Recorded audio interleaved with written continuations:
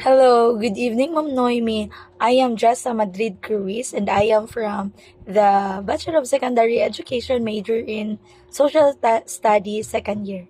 So if I were to choose one civilization that continue to influence the modern society today, I think, and as for me also, in my opinion, I would choose the ancient China civilization because I believe nga the ancient China civilization had a lot of contributions to us, to our modern world society today, because first they have invented a lot of kanang inventions that antud karon sa atua it continue to influences us. First is the paper.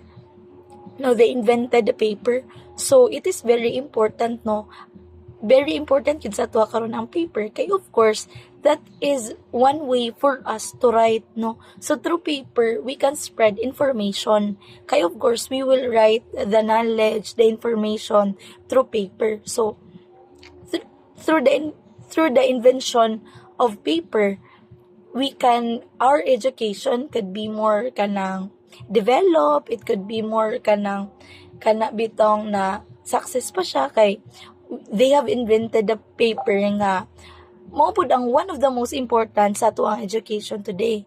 Next is the kanang printing.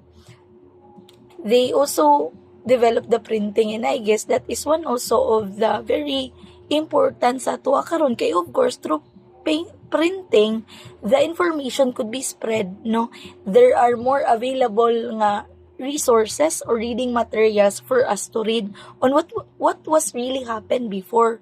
So printing also is a one way nga mas dagan og kanang makabalo or kanang ma-spread ang information through printing. It's either kanang through kanang magazine or kanang any other means basta kanang makuan siya through printing nga ma-spread ang information.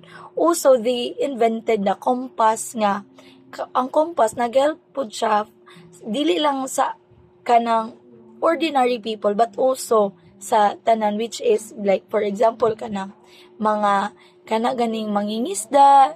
Compass help them para they know sa ilang location kung asa sila padulungan agad. So those were one of the kana bitong influences or inventions nga they have influenced us or they continue to influence us in our modern society today. Also, I believe nga mangyud pod nga ang China is one of the most kana bitong advanced country here as of the moment kay di ba they have a lot of inventions nga kanang continue nga nasa tuwa karon. Grabe lang invention niya, grabe pud ilang advancement. So para sa ako China gid sa ako para sa ako, pero ay wala ko nagkuan nga ang other civilization is wala po nag-influence sa tuwa today. Pero if I were to choose, I would really choose China kay dili lang kato nga mga inventions ilang na influence ato but they have a lot of inventions nga padayon nga atong atong gina-practice ato kay for example